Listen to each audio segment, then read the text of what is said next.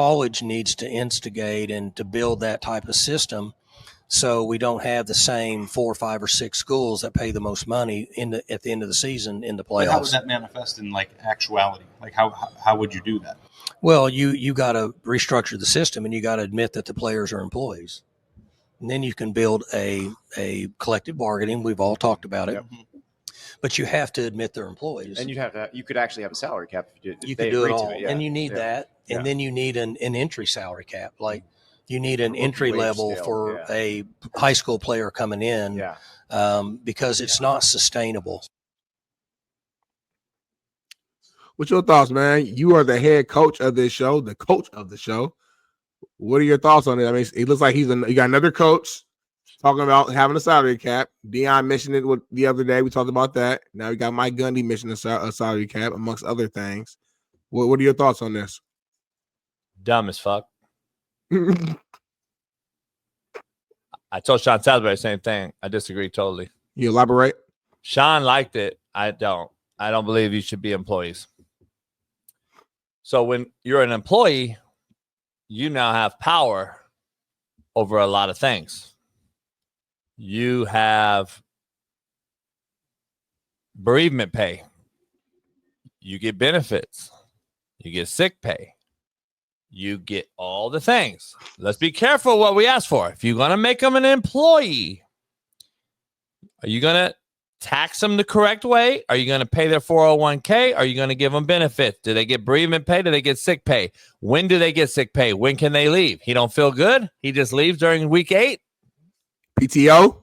Take 3 weeks off. Now they're employees, but they're getting NIL. So let me just break down this in another macro level way. The wide receiver comes into the room. He makes more than the wide receiver coach. And he tells the wide receiver coach, get fucked. Wide receiver coach goes to where? Smitty? Where do you go when an employee tells another employee to get fucked? You go to the HR. HR. Get them fired. So what the fuck are we talking about, homie? Is this college football or not? What are we doing? Why are we doing so much? Why do we want college to be so professional when 17 to 21-year-olds don't know what professional is? Why are we making 2 professional leagues go at it? Because the money that the league has been making has been professional. Don't mention. You feel what I'm saying? We aspire to be in the NFL, right? To make money, correct?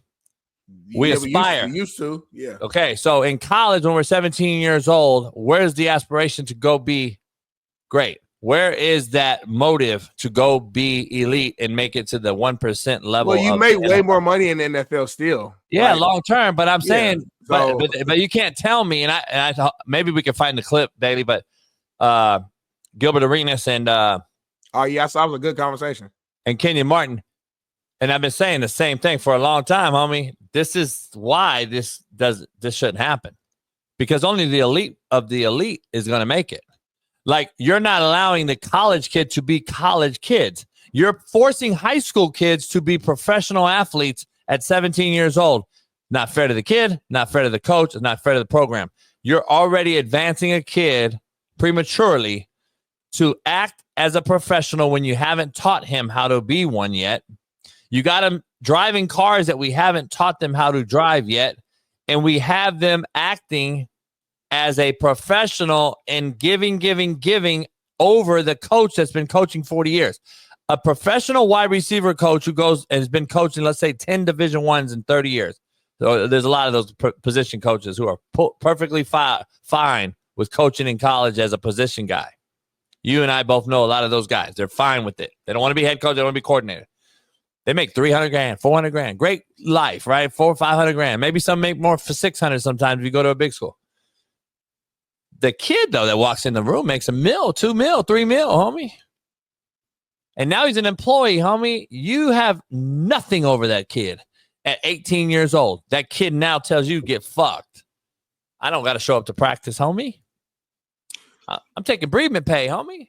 What's the difference between that, though, and like makes it the NFL and I make more than my coach? I mean, just from that perspective. Because the NFL is a professional league. We have a contract. The kid don't have a contract in college.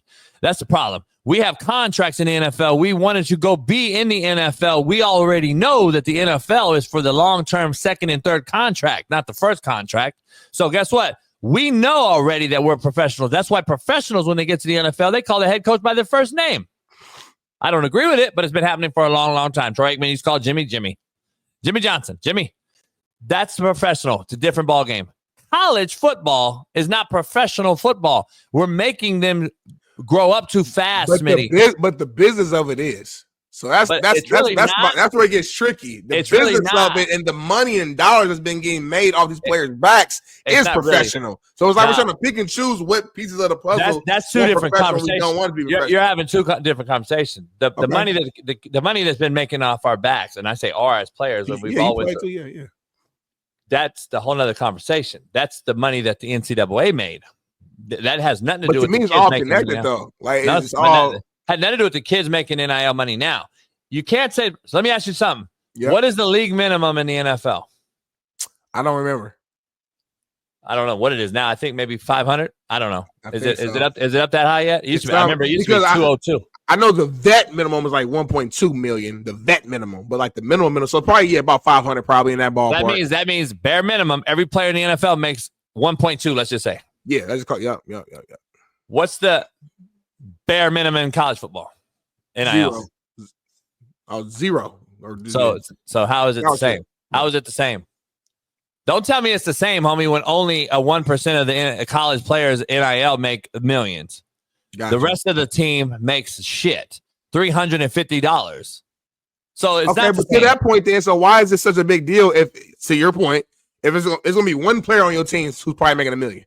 Okay, so why is that a big deal for the coach if it's one? Because player? all the other players that make $300 want to make $1 million too, Smitty. But they're not that good, and they got to know that. It doesn't matter. You can't. So go tell a kid he's not that good. Go tell a kid he don't deserve $1 million when his homeboy makes $1 million, homie. You telling me these egotistical kids who've been hyped up through 7-on-7 and all the shit that we see in this current landscape of street agents, 7-on-7, and these do boy ass yes sir, no sir ass coaches and trainers who just want to fuck your mamas are telling you that you're not worth $1 million when they get to Division I level and they're going to accept it? I'm not as connected, so I'm not going to say so. I mean, I'm sure you're right. It just, to me, it's like, damn, you ain't got no sort of like not discern. You have no sort of awareness. Like me, I'm a real one. When I went to Ball State, I knew why I wasn't starting. I'm like, man, I'm not good against the run. I got to get you guys to I get it. You know what I'm saying? Like, it's just common sense. It's like Jonathan Newsom was better than me. Nate Ivey was better than me. Like, you got to put it in perspective. But Johnny Newsom wasn't making $3 million on an NIL. I don't know what he was making, and you don't know what he was making. You don't know what you didn't know how. You don't know how you would have acted if your other partner on your team was making a $3 million NIL deal.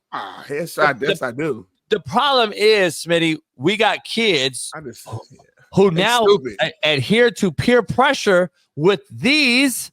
And you can't tell me that these kids are okay in accepting it when they're sitting there decommitting from school to school to school before they ever even attend one school. That's a good point. You can't sit here and tell me that they're going to accept not getting a bag when their homies make in a bag and then they flaunting it on social media. You can't sit there and tell me these kids are doing that. They're not. To that point, though, we've had so many stories though where again you got coaches from other schools poaching these players who are the second string, and they making promises that, hey, you come here, we'll get you $200,000, whatever the amount may be. So again, if I'm a kid and you're telling me that, it's not that I'm necessarily looking for it. You're offering me that behind the scenes. So yeah, I'm gonna enter the transfer portal because I just got a better offer, just like any job. If somebody offered, me a job for $600,000 a year, I'm sorry, Fox, but it's a better job. Can we be macro here? Yes, please. The guys offering you that money comes back to my philosophy and idea of what should happen. And it's not happening. So they're ignorant, and ignorance is life-threatening. If I offer you $600K to come to Colorado State without a contract, why would you ever go? Again, it comes back to having a contract, not a salary cap, homie. A contract could maybe be broken. I get it. We break contracts a lot. But if the contract states in there, if you go from school A to school B, you will not be paid unless you honor the first contract. And that will end all this drama, homie. I'm telling you, if the kid cannot reap a benefit when he leaves school A and goes to school B, he is not leaving school A. Fact. Keep it real. I'm with you. No, I'm not against contracts. I think contracts make sense, but I also feel like Mike Gundy didn't mention contracts, but if you are an employee, it's a contract though. Like I had to sign an employee contract to work at Fox. Coaches have to pay money back. Kids don't. But I'm saying in this, like he's not diving into the weeds of it. But if Mike Bundy's saying there should be these guys should be employees, he's indirectly saying there should be contracts because you're not an employee without a contract. Any job you go work somewhere, you gotta go get paperwork, you gotta sign. You're saying certain things I'm not gonna do, certain benefits. In all my life, I've never seen one employee ever at any entity, any job, any business, have to pay money back if they got up and quit the job. Nah, you're right. You know who does? Fucking head football coaches in college. They're the only human on planet Earth that has to pay dollars back when they leave their job. You can leave Fox right now. Do you have to pay back last year's salary? No, sir. Okay, so what are we talking about? These guys are making up bullshit to benefit themselves, especially that mullet-haired motherfucker, because I already know who he is. These dudes only want to benefit from themselves. It's a meat market, and the kids are always been the piece of meat. But until we put them under contract and they can't leave unless they honor it, then we're just keep pissing up a rope. We just keep pissing up the same rope, homie. It ain't going to change. If you tell a kid he can't make money at school B, I promise you he ain't leaving school A. Who's going to do it? Who's going to play for free? Nobody. It's not happening, homie. I just don't think it's that. I don't think it's that simple. I just don't think that. And I'm not might be a lawyer. What's an employee on here? But how can I sign a contract that says I can't make money at my next job? You know what I'm saying? Like that's basically what you're saying. Because you didn't honor the last contract. Yeah, but how can this dishonorable contract? It's called a dishonorable contract. When I do that's like Fox saying. Like I can't make money at the other network if they like. You know what I'm saying? I just don't understand that. Hold on. Again, my point I just made. How can USC determine what Texas do? There's only one person in the whole world that has that in their contract: a head football coach in college. It's weird. Yeah, that's weird. I'm just telling you, that's what people don't understand. They never knew that probably until I just told them. But everybody can leave their jobs and not have to pay no contract back and get a new job. Not a head football coach. So let me ask you this, let me ask you this though. Yeah. What happens when Dave Wannstedt, for instance, who's going to come on here? He left Pittsburgh. University of Pittsburgh, he left. He couldn't coach, homie. Because if he coached, he had to pay his money back. So what did he do? He went into the booth. And he became a media member because he did not want to pay the money back to go to a new school. That's the problem. Only Division I head coaches have that in their contracts. No one else. So if you make a kid an employee, what is he going to do? An employee does nothing. He can still go from one school and quit his job. Let's call it a job because he's an employee and go to another job and become an employee there. That's fair. Without a contract, you have done nothing. If I say in the contract, though, guess what? You have to honor this contract that you're being paid on, or you will not get that contract with that money. And it will end it all because that's what the Division I head coach has to do. And so I'm just telling you, contracts go through June in the college football world and coaching. So even like, let's say a wide receiver coach gets a new job. He leaves that school or gets fired. Let's say a wide receiver. Let's say you're the wide receiver coach at Ball State. You get fired for whatever reason. Whether the head coach got fired and the whole staff got fired, or you got fired, you get paid through June from Ball State. Yeah. So guess what? A lot of guys do. They go coach the high school for a hot minute, or they go coach arena football for a hot minute because they're still being paid by the university up till June. Right. After June, though, they got to get a job. Head coaches don't. Head coaches have 3, 4, 5 year deals, $100 million deals. They got $10 million a year deals. If they leave on their own, meaning I'm going to go gainfully employed, gainful employment at a new school, I got to pay that school back. They're the only ones that do. The head football coach has to pay it back. If Gundy's saying that the players should be employees as he is, then it should have the same literature in that contract. Because the kid and the coach are the same. They're seeking the same thing. Wins, plays, and move on. They're the only two guys in this whole thing that are actually chasing the exact same thing.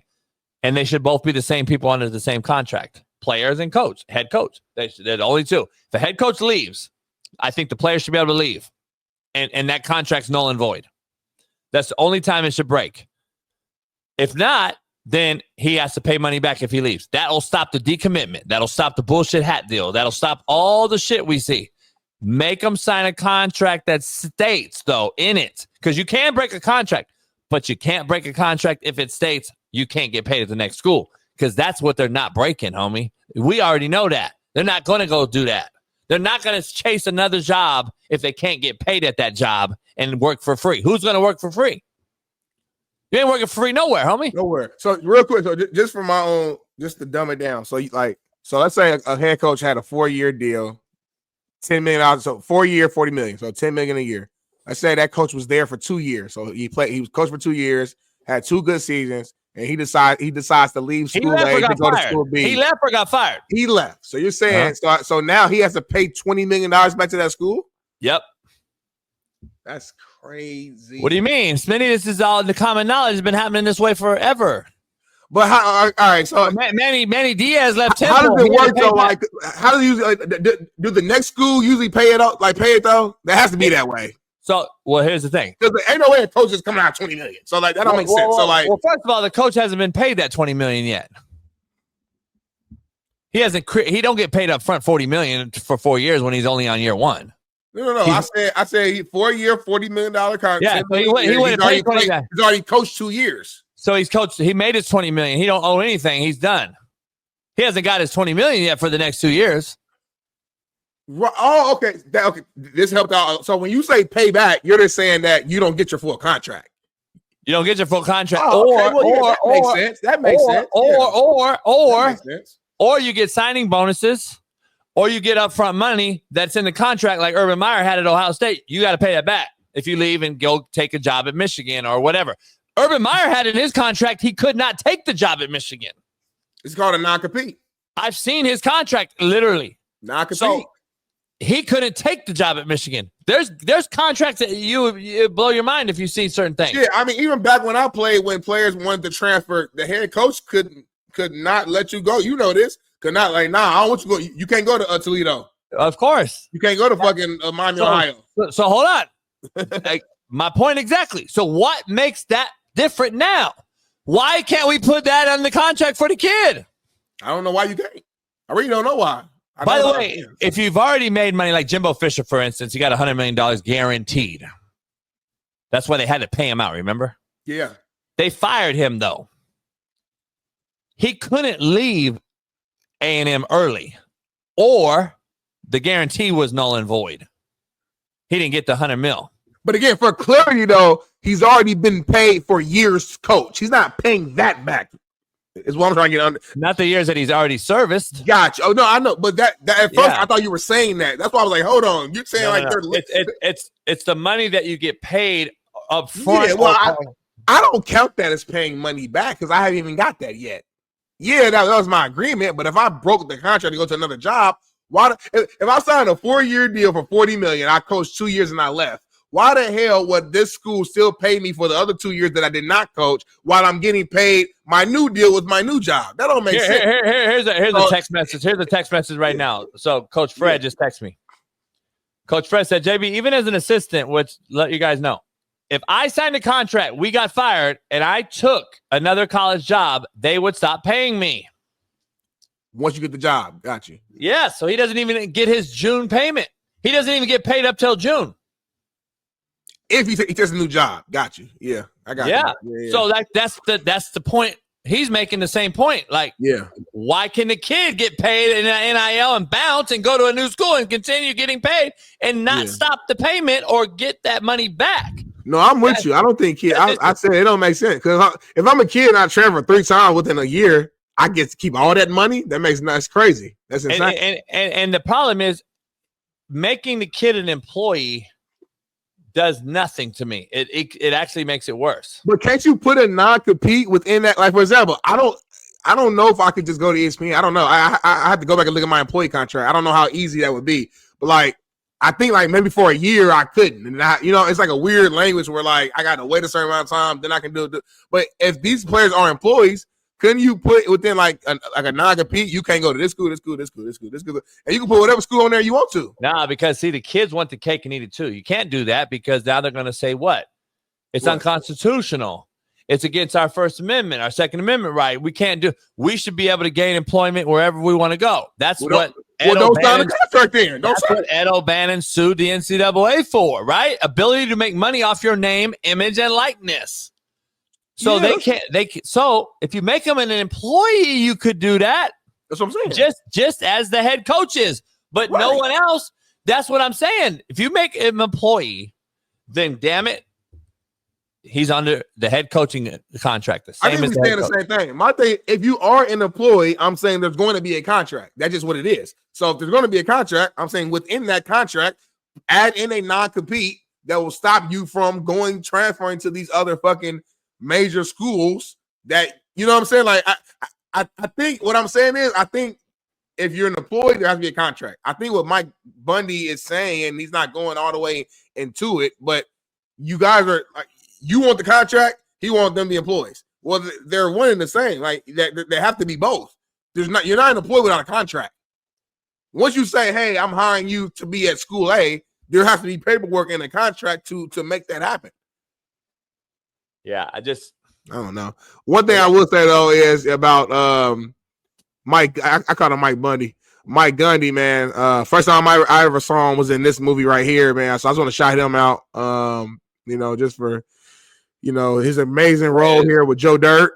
Wait, first time you saw who?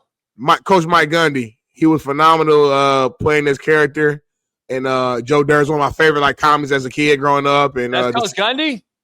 Yeah, dog. You didn't know that? No. Yeah, it's Coach Gundy. He played Joe Dirt. So that just to see him, be in an acting role, and then obviously he got older, hair got a little gray, and he aged and started coaching. It's cool to see his transition from entertainment space into the coaching space. So shout out to him for this growth. I think making kids employees is dumb as fuck.